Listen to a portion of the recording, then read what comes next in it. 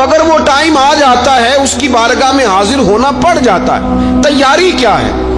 نبی پاک علیہ الصلوۃ والسلام گھر کے اندر اپنے گھر والوں کی تربیت کے لیے اور تعلیم امت کے لیے ایک دعا مانگتے تھے۔ حضرت عائشہ صدیقہ کہتی ہیں حضور دعا مانگتے تھے، مشکات میں موجود ہے۔ کیا دعا تھی؟ اللہم حاسبنی حسابا یسیرا، اے اللہ ذرا حساب آسان کر کے لینا۔ یہ حضور تعلیم امت کے لیے دعا مانگتے، اللہ حساب ذرا آسان کر کے لیجیے، مالک کرم فرمانا۔ تو حضرت عائشہ صدیقہ رضی اللہ تعالیٰ عنہ ارشاد فرماتی ہے میں نے عرض کیا یا رسول اللہ صلی اللہ تعالیٰ علیہ وسلم یہ آسان حساب کا کیا مطلب ہے؟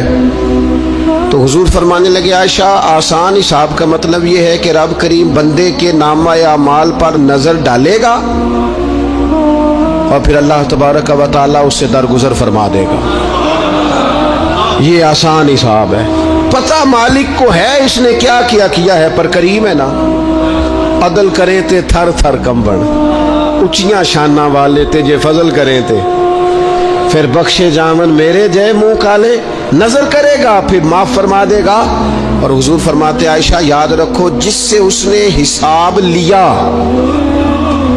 وہ پھر بڑی مشکل میں آ جائے گا، اس کے لیے مشکل ہو۔ اللہم حاسبنی حسابا یسیرا، اے اللہ تو حساب ذرا آسان کر کے لینا، ذرا آسان کر کے، اس لیے تعلیم امت کے لیے کہ امت کے دل میں خیال پیدا ہو کہ حساب دینا ہے، تو نے حساب دینا ہے، تو نے اپنے مال کا حساب دینا ہے، تو نے اپنے لفظوں کا حساب دینا ہے، تو نے معاملات کا حساب دینا ہے، تو جس کرسی پہ بیٹھا ہے، تو کلرک ہے یا صدر ہے، تو نے اپنی اس نشست کا حساب دینا، تو استاد ہے یا پیر طریقت ہے، تو مؤذن ہے یا خطیب ہے، تو جو بھی ہے تو نے حساب دینا ہے۔ تجھے تیرے منصب کے بارے میں پوچھا جائے گا، تجھے تیرے عہدے کے بارے میں پوچھا جائے گا، تجھے اپنی ذمہ داریوں کے بارے میں حساب دینا، اللہ کی بارگاہ میں تمہیں جا کے بتانا ہے کہ تم نے کیا اعمال کی۔ اس تصور کو پکا کرے اپنی، یہ تصور کتنا کو پکا ہونا چاہیے، دنیا کیا ہے اور آخرت کیا ہے۔ ہمارے ہاں لوگوں نے بہت بڑا لمبا چوڑا دنیا کا تصور بنا لیا، کار جہاں دراز ہے، لمبا تصور، دنیا داری کے لیے لمبی منصوبہ بندی، دور دور تک میں نے یہ کرنا ہے، پھر میں نے یہ کرنا ہے، پھر اس کے بعد انشاءاللہ یہ کر دینا۔ یہ تو آپ نے 300 سال کی پلاننگ بتا دی ہے، یہ تو 300 سال کی پلاننگ بتائی۔ کیا بتائیں تجھے اے باپ، کیا کار ہائے نمایاں کر گئے، بی اے کیا، نوکر ہوئے، پینشن ملی، پھر مر گئے۔ زندگی تو اتنی سی ہے، اتنی لمبی منصوبہ بندی، اس میں آخرت کہاں ہے؟ اس میں اگر کسی مقام پر رب کی بارگاہ میں حاضر ہونا ہے تو وہ کہاں ہے؟ جو مرنے والے لوگ ہوتے ہیں ان کا تو جینا کچھ اور طرح کا ہوتا ہے، جن کو جانا ہوتا ہے ان کا رہنا تو کچھ اور طرح کا ہوتا ہے، جن کو کسی جگہ منتقل ہونا ہوتا ہے، جو عارضی مکانوں میں رہتے ہیں ان کا رہن سہن تو ذرا اور طرح کا ہوتا ہے۔ لیکن جو ہمارا انداز ہے، جو ہمارا رہن سہن ہے، جو ہمارا طریقہ کار ہے، وہ تو مستقل رہنے کا ہے، وہ تو لگتا ہے کہ کبھی چھوڑنے والے نہیں ہیں۔ اس میں تو کوئی ایسی چیز نظر نہیں آتی کہ جس میں ہم محسوس کریں کہ ہم نے چھوڑ کے جانا ہے۔ لیکن نبی پاک علیہ السلام نے جس دنیا کو ہم بہت بڑی دنیا سمجھتے ہیں، حضور نے اس کی مثال کیا دی؟ صحیح مسلم کی حدیث ہے، دیکھیں کتنا کھول کر اور کتنا آسان کر کے رسول پاک ہمیں بات سمجھاتے ہیں۔ دنیا کیا ہے، آخرت کیا ہے، یہ والی زندگی کیا ہے، آخرت کی زندگی کیا ہے، بالکل کھول کر واضح کر کے نبی پاک علیہ الصلوۃ والسلام فرمانے لگے دنیا اور آخرت کی مثال اس طرح ہے جس طرح دریا بہہ رہا ہو اور کوئی آدمی اس میں انگلی ڈبوئے، جتنا پانی اس کی انگلی کو لگ گیا یہ دنیا ہے، اور جو باقی ٹھاٹھے مارتا دریا پیچھے ہے، سمندر پیچھے ہے، وہ سارا آخرت ہے۔ یہ اتنی سی دنیا ہے، یہ صحیح مسلم میں موجود ہے۔ اتنی سی دنیا کے لیے اتنے پاپڑ بیلنا، اتنی سی دنیا کے لیے اتنے ظلم کرنا، اتنی سی دنیا کے لیے اتنے حق ضائع کرنا، اتنی سی دنیا کے لیے اتنے لوگوں کے دل توڑنا، اتنے حقوق پہ ڈھاکہ ڈالنا، اتنا جبر کرنا، لوگوں کا مال کھانا، لوگوں کو تکلیف دینا، عزتیں اچھالنا، اتنی سی دنیا کے لیے حضور فرمانے لگے اتنی سی ہے یہ دنیا، جتنا انگلی کو پانی لگ گیا ہے وہ جنت، جو نری جنت نہیں خدا کا فضل ہے۔ جو اللہ کی عطا ہے اپنے بندوں کے لیے، میرے کریم فرمانے لگے اس جنت میں وہ نعمتیں ہیں نہ کسی آنکھ نے دیکھی، نہ کسی کان نے سنی، نہ تمہارے دل پر کبھی خیال ہی گزرا ہوگا کہ ہمارا رب ہمیں یہ جی عطا فرمانے والا ہے۔ تھوڑا سا نا 24 گھنٹوں میں کچھ ٹائم اپنی آخرت کے لیے، اپنے سارے معاملات کو مرتب کرتے ہوئے کچھ زندگی کے کام اپنی آخرت کے لیے۔ آپ یقین کریں، بچوں سے لے کر بڑوں تک، ان پڑھ سے لے کر پڑھے لکھے تک، ہم نے جس کو اپنے مزاج کے مطابق کم فہم سمجھا اس سے لے کر دانشور تک دوڑ لگ گئی دنیا جمع کرنے کی۔ وہ ایک سوچ حضرت سلطان باہو رحمت اللہ علیہ فرمانے لگے، ہزاروں لوگ ان کی خدمت میں آیا کرتے تھے تو کہتے ہیں رب دا طالب کوئی نہیں ملیا، یہ جو ملے ہے طالب زردہ ہو، یہ تو دعا کرانے آئے ہیں کہ میرا کاروبار نہیں چلتا، یہ تو دعا کرانے آئے ہیں کہ جناب وہ میرا جو ہے وہ فلانا کیس الجھ گیا۔ رب دا طالب کوئی نہ ملے۔ کوئی ایسا تو آتا جو کہتا میری اس سے ملاقات کرا دے، کوئی طریقہ بتائے مالک معرفت کیسے دیتا ہے۔ کوئی تو ایسا آتا جو کہتا کہ آؤ نا کچھ باتیں درد کی کریں، کچھ عشق رسول کی تم کرو، کچھ محبت مصطفیٰ کی میں کروں۔ کچھ ایسے آتے جو کہتے آؤ نا کوئی ذکر چھیڑے صدیق اکبر کا، کوئی بات کرے سیدنا فاروق اعظم کی، کچھ تذکرے ہو جائیں عثمان غنی کے، تھوڑی دیر ہو نہ جائے مولا علی کا تذکرہ۔ کچھ لوگ ہوتے نا ایسے جو اس طرح کے ہوتے، لیکن وہ ہر وقت دنیا داری، ہر وقت اچھا کہیں اکتاتے بھی ہیں نا، تھک گئے کاروبار کر کر کے، کہیں اکتاتے بھی ہیں تو کرتے کیا ہیں، سیر کرنے چلے جاتے ہیں۔ میں جی بور ہو گیا ہوں کام کرتے کرتے، چلو میں اب ٹھنڈے علاقے میں چلتا ہوں۔ کبھی تو ایسا ہونا تو کہے میں نے بچوں کو بھی وقت دیا ہے، دوستوں کو بھی دیا ہے، یاروں کو بھی دیا ہے، صحت کو بھی دیا ہے، میں نے ٹائم اپنے شوق کو بھی دیا ہے، اب میں کسی کو ٹائم نہیں دوں گا، یہ چند گھنٹے میں صرف رب رسول کی بارگاہ میں حاضری دوں گا۔ تو ذرا جم کے قرآن پاک پڑھے، تو ذرا ذوق سے درود پاک پڑھے، تو ذرا شوق سے میرے محبوب کی نعت سنے، تو سارا زمانہ بھول جائے اور تو رج رج کے دعا مانگے اپنے رب کی بارگاہ میں، اپنی پریشانیاں عرض کرے، اپنے اندر کی کیفیت بیان کرے۔ دل جو سخت ہو گیا ہے، ذہن جو سخت ہو گیا ہے، جو طبیعت میں وہ نورانیت نہیں آ رہی، اس کی تو بات کرے، تو اپنے رب کی بارگاہ میں معافی کا سوال کرے، تو اس سے قیامت کے دن درگزر کرنے کے لیے عرض کرے، کچھ تو ایسا ٹائم نکلے۔ لیکن دوستو ہم تو بالکل الجھتے ہی جا رہے ہیں۔ وہ معاملات زندگی ہیں کہ ختم ہی نہیں ہو رہے، شوق ہیں کہ ختم ہی نہیں ہو رہے، باتیں ہیں کہ بڑھتی چلی جا رہی ہیں۔ دور گزر گیا جب لوگ کہتے تھے کہ کوئی درود پاک بتائیں جس سے سرکار راضی ہو۔ ایک کی مسئلہ ہے کام نہیں چلتا، ایک صاحب آئے کام نہیں چلتا، میں نے کہا سورہ واقعہ پڑھا کریں، کہتے ہیں حضرت میں بڑی دیر سے پڑھ رہا ہوں۔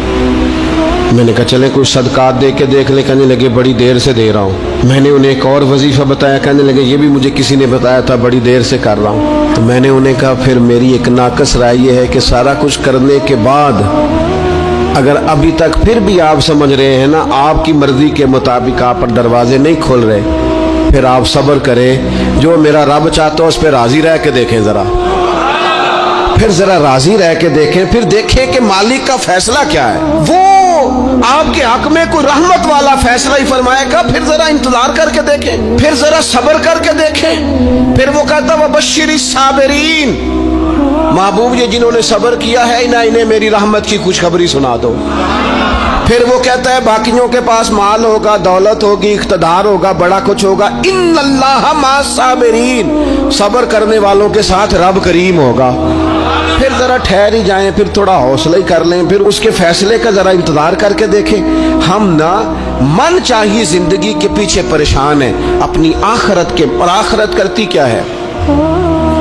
جب آپ کا آخرت پر یقین پکا ہو جاتا ہے نا، پھر لازمی طور پر انسان کے اعمال سنورتے ہیں۔ آپ یقین کریں سنورتے ہیں، 100% سنورتے ہیں۔ آپ آخرت پر جتنا یقین، حضرت عمر کا آخرت پر یقین پکا تھا نا، دنیا میں مکان ہی کوئی نہیں بنایا، پکا تھا۔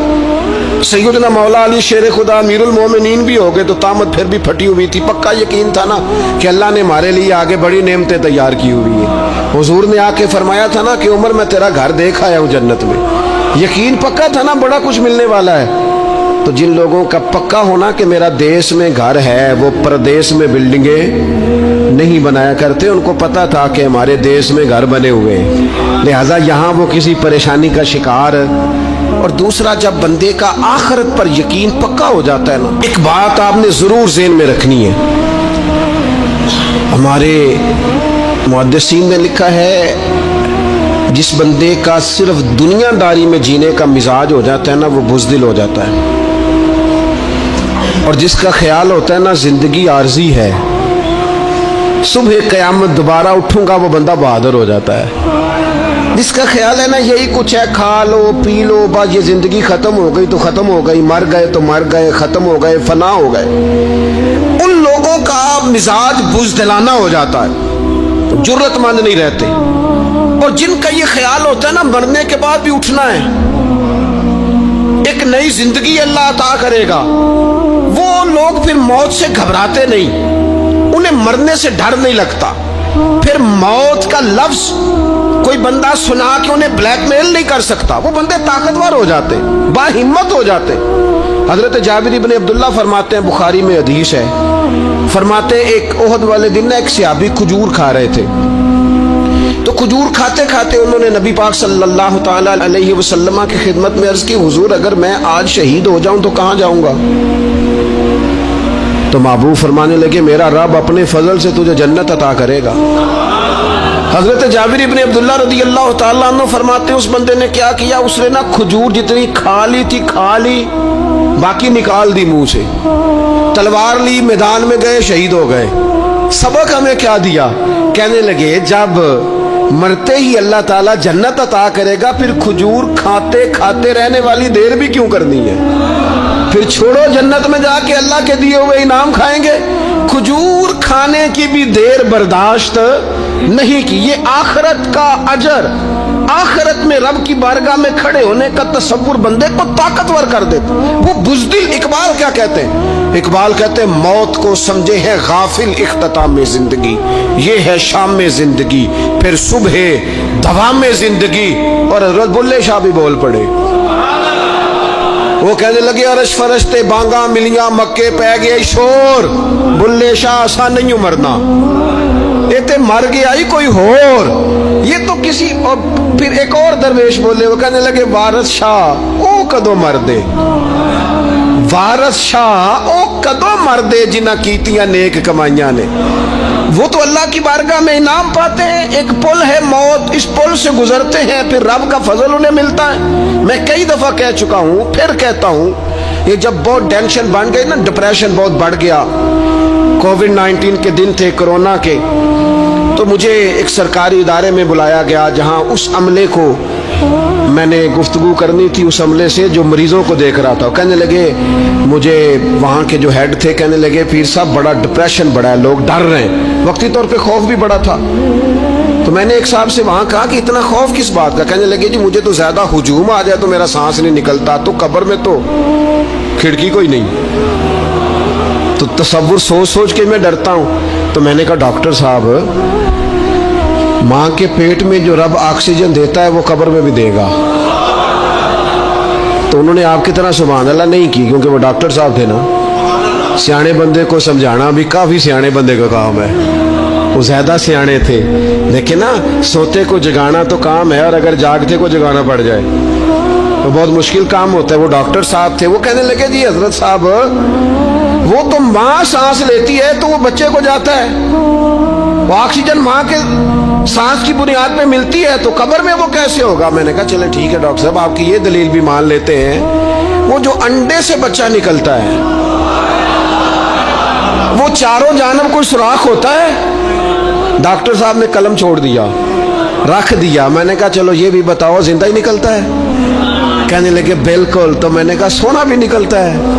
کہنے لگے بڑا ہی پیارا ہوتا ہے. میں نے کہا انشاءاللہ جب ہم قبروں سے نکلیں گے مصطفیٰ کا صدقہ, یوم نحشر المتقین الی الرحمن وفدا, رب کہتا ہے تم جب نکلو گے نا قبروں سے, متقی مومن جب نکلیں گے تو رب کی بارگاہ میں مہمان بنا کر پیش کیے جائیں گے.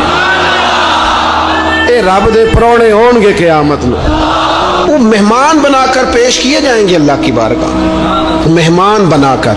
دوستو قبر صرف دوزخ کا گڑھا نہیں ہے، دوزخ کا گڑھا بھی، لیکن اس کے لیے جس نے دنیا میں رہ کے صرف دنیا کٹھی کی، آخرت کے لیے جمع کچھ نہیں کیا، اور جس نے یہاں رہ کے وہاں کے لیے کوشش کی، صبح سے شام تک ڈرا کہیں میرا رب ناراض نہ ہو جائے، کہیں حضور کی بتائی ہوئی حدیں معاذ اللہ مجھ سے کراس نہ ہو جائے، جس نے محتاج زندگی گزاری، اس کی قبر گڑھا نہیں، کھڈا نہیں، بلکہ حضور فرماتے ہیں روضۃ من ریاض الجنہ، اس کی قبر تو باغ ہے، باغ۔ ایک منٹ کے لیے صرف سوچنا، بندہ فوت اور سیدھا اسے باغ میں چھوڑا ہے، کوئی باغ ہے قبر، باغ، اور باغ بھی معمولی نہیں، معمولی کیاری نہیں، روضۃ من ریاض الجنہ، جنت کے باغوں میں سے باغ، اور باغ اتنا سونا ہے جس میں آنکھ کھلے گی تو پہلی زیارت ہی مدینے والے رسول کی نصیب ہوگی۔ تو خوف آتا ہے وہاں جاتے ہوئے۔ پہلے بھی میں نے کہا تھا، پھر کہتا ہوں، وہ مرحوم آسی نے کہا تھا، آج پھولے نہ سمائیں گے کفن میں آسی، او قبر کی رات ہے ان سے ملاقات کی رات، آج تو ملاقات۔ تو یہ جو عقیدہ آخرت ہے یہ انسان کو بزدل نہیں کرتا، بہادر کر دیتا ہے۔ جو لوگ عقیدہ آخرت نہیں رکھتے بزدل ہو جاتے ہیں، اور لازمی طور پر بزدل ہو جاتے ہیں۔ اسی طرح یہ جو عقیدہ آخرت ہے یہ صبر و تحمل پیدا کرتا ہے انسانی زندگی میں، ٹھہراؤ پیدا کرتا ہے۔ انسان محسوس کرتا ہے کہ کل دنیا یہ نہیں، آگے بھی اللہ بڑا کچھ عطا فرمانے والا ہے۔ اس کے مزاج کے اندر تحمل، بردباری، سکون رہتا ہے۔ یعنی نہیں بھی اگر کسی مظلوم کو انصاف مل سکا دنیا میں تو وہ پھر بھی بے صبرا نہیں ہوتا، وہ ٹھہراؤ کا شکار ہے، اسے پتا ہے قیامت کے دن بھی ایک عدالت لگے گی، اللہ کی بارگاہ میں جانا ہے۔ نبی پاک علیہ الصلوۃ والسلام نے فرمایا اگر سینگوں والی بکری نے بغیر سینگوں والی بکری کو تکلیف دی ہوگی تو قیامت کے دن اسے بھی بدلہ دینا پڑے گا۔ تو یہ تحمل پیدا کرتا ہے، انسان کو ایک حوصلہ ہوتا ہے کہ ساری عدالتیں یہاں نہیں، قیامت میں بھی لگنی۔ جب انسان عقیدہ آخرت رکھتا ہے نا تو پھر اس کے لیے نا رب کے رستے میں خیرات کرنا بڑا آسان ہو جاتا ہے۔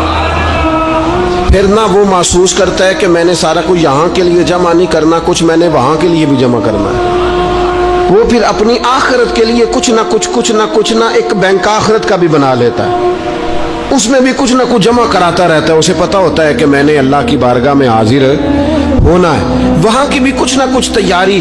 نبی پاک صلی اللہ تعالی علیہ وسلم نے بکرا بھیجا گھر میں ذبح کرنے کے لیے، تو سرکار تشریف لائے سر شام، تو فرمایا کیا بنا؟ عرض کی یا رسول اللہ صلی اللہ تعالی علیہ وسلم سارا بانٹ دیا ہے، محلے داروں میں، رشتہ داروں میں، غریبوں میں سارا بانٹ دیا، بکرے کی ایک دستی صرف بچی ہے، آپ کے لیے رکھی ہے۔ تو حضور نے توجہ کیا دلائی، محبوب نے کس طرف رخ کیا؟ حضور فرمانے لگے اپنے اہل خانہ سے، ازواج مطہرات سے، کریم فرمانے لگے عائشہ وہ جو تم نے بانٹ دیا ہے نا وہ سارا ہی بچ گیا ہے، وہ سارا ذخیرہ ہو گیا، وہ جمع ہو گیا آخرت کے لیے، وہ ہمارے پاس بچ گیا۔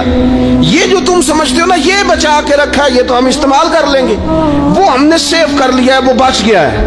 حضرت ابو ذر غفاری رضی اللہ تعالیٰ عنہ اپنے خادم سے کہنے لگے کہ مجھے پتا چلا ہے یہاں فلاں جگہ کچھ غریب لوگ آئے ہیں، تو اس طرح کرنا، جو اچھا اونٹ ہے نا میرے اونٹوں میں سے اچھا اونٹ، وہ ذبح کر کے نا تو ان سارے گھروں میں تقسیم کر دو، جتنا گوشت وہاں بھیجو گے اتنا ہی میرے گھر میں بھی بھیج دینا۔ تو آپ کا وہ خادم کہتا ہے میں نے اپنی سمجھ کے مطابق اچھا اونٹ ذبح کر کے گوشت بنا کے میں نے بانٹا، اور میں نے اس طرح کیا کہ وہ حضرت ابو ذر غفاری کے گھر بھی اتنا ہی گوشت بھیجا جتنا تمام غربا کے ہاں میں نے بانٹا تھا۔ شام کو جناب ابو ذر غفاری اپنے اونٹوں کے باڑے میں آئے جہاں باندھا کرتے تھے اپنی حویلی میں، تو آ کے دیکھا کہ وہ سرخ بہترین اونٹ جو سب سے بہترین تھا وہ تو کھڑا ہے۔ تو آپ اپنے خادم سے کہنے لگے میں نے تمہیں کہا تھا جو سب سے اچھا ہے اس کو ذبح کرنا، تو وہ کہنے لگا حضور وہ باقیوں میں سے سب سے اچھا تھا، اس سے ہی تھوڑا سا کمزور تھا، اور یہ تو آپ کی سواری کے لیے ہے نا، یہ تو آپ کے کام آتا ہے، اس پہ تو آپ سفر کرتے، اس لیے میں نے اسے چھوڑ دیا، اور اس کے بعد جو سب سے اچھا تھا وہ میں نے ذبح کر دیا۔ تو حضرت ابو ذر غفاری فرمانے لگے تو شاید سمجھا نہیں، میں اسے بھی سواری کے لیے رکھنا چاہتا تھا پر اپنی آخرت کی سواری کے لیے، میرا دل تھا وہ جو آخرت میں سفر کرنا ہے نا، دشوار گزار گھاٹیاں ہیں، ان گھاٹیوں کے لیے وہ اونٹ میرے کام آ جائے گا، لہذا میں نے تجھے کہا تھا جو سب سے بہتر ہو وہ وہ دے دینا تاکہ ذرا میری آخرت کی سواری بن جائے، تاکہ میں ذخیرہ کر لوں۔ بڑا دیا بال بچوں کو، بڑا دیا بہن بھائیوں کو، بڑا دیا دوست احباب کو، بڑے قرضے دیے ادھر ادھر، لیکن ساری زندگی دیے، ایک موقع پر صرف آپ نے کسی کو انکار کیا نہ، ایک موقع پر، تو وہ پچھلے جو 99 دفعہ آپ نے دیا ہوتا ہے وہ اس کا بھی منکر ہو جاتا ہے۔ وہ کہتا ہے تو نے کبھی کام ہی نہیں آیا، وہ تو نے تو میری امید ہی توڑ دی۔ وہ سارے شکوے، ساری زندگی کہاں خرچ کر دی بلا، کس مقام پر؟ اور یہاں حال یہ ہے کہ حضور فرماتے ہیں جب تو صدقہ دیتا ہے تو رب اسے اپنے دستے قدرت میں لیتا ہے، اور اس طرح تمہارے صدقے کو پالتا ہے جس طرح تم اپنے گھر میں بچڑا نہیں پالتے، اس طرح صبح قیامت تمہیں وہ نتیجے کے طور پر پلا ہوا صدقہ ملے گا۔ ہم اپنی آخرت کو چونکہ اس لیول پر یقین نہیں لاتے الا ماشاءاللہ، لہذا اس کی تیاری کے لیے ذخیرہ نہیں کرتے۔ اپنی آخرت کی تیاری کے لیے ذخیرہ کریں اور کوشش کریں کہ اور یہ عقیدہ اپنی اولادوں میں، اپنے متعلقین میں، اپنے احباب میں اس کو راسخ کریں۔ کوئی نہ کوئی بات عقیدہ آخرت کی، قیامت کی ضرور اس کا تذکرہ کریں، ان باتوں کو اپنی زندگی کا حصہ بنائیں۔ اگر عقیدہ آخرت نہ ہو تو دنیا کی ساری چیزیں ویسے ہی لوگوں کو عجیب لگنے لگ جائیں۔ اگر کوئی قیامت ہی قائم نہ ہو تو مظلوم رہ گیا، ظالم نے تو پھر ظلم ہی کمایا، وہ تو پھر دندناتا پھرے گا۔ تو رب کہتا ہے اَيَحْسَبُ الْإِنسَانُ أَن يُتْرَكَ سُدًى، کیا انسان سمجھتا ہے کہ اسے یوں ہی چھوڑ دیا جائے گا، کوئی اسے آزاد ہی چھوڑ دیا جائے گا، کچھ پوچھا ہی نہیں جائے گا؟ صبح قیامت سوال ہوں گے، رب کی بارگاہ میں حاضری ہوگی، اللہ کے حضور سوالات کے جواب دینے ہوں گے۔ لہٰذا اپنی زندگی کے اعمال کو مرتب کرتے وقت، کوئی بھی کام کرتے وقت ایک تصور ضرور ذہن میں رکھے کہ مجھے صبح قیامت اس کا حساب دینا ہے۔ یہ جو جواب دہی کا تصور ہوتا ہے یہ انسان پر پہرے دار ہوتا ہے، یہ اس کو مضبوط کرتا ہے، اس کی عقیدے کی بنیادیں اس کے عمل کو طاقتور کر دیتی ہیں۔ لہٰذا عقیدہ آخرت اپنے بچوں میں، آنے والی نسلوں میں، آپ دیکھیں حضور نے یہ عقیدہ آخرت مضبوط کر دیا تھا نا، تو پھر سیدہ فاطمہ الزہرا نے کچے مکان میں ساری زندگی گزار دی۔ پھر محبوب پاک نے دیکھا کہ وہ اونٹ کے بالوں کی بنی ہوئی چادر اوڑھ کے چکی پیس رہی ہیں، تو محبوب نے یہ نہیں فرمایا کہ اللہ آسانی کر دے گا، اچھا وقت آ جائے گا تو فکر نہ کرنا، یہ مشکل نہ۔ محبوب کریم نے فرمایا فاطمہ دنیا میں تھوڑی مشقت برداشت کرو، اللہ آخرت کی ساری سعادتیں آپ کو ہی عطا فرمائے گا۔ گویا کریم نے فرمایا آپ کو یوں ہی زندگی گزارنی ہے، یہی طرز رکھنی ہے، اسی طرح ہی آپ کو وقت گزارنا ہے۔ جو آرام کا وقت ہے وہ اللہ تعالیٰ جنت میں عطا کرے گا۔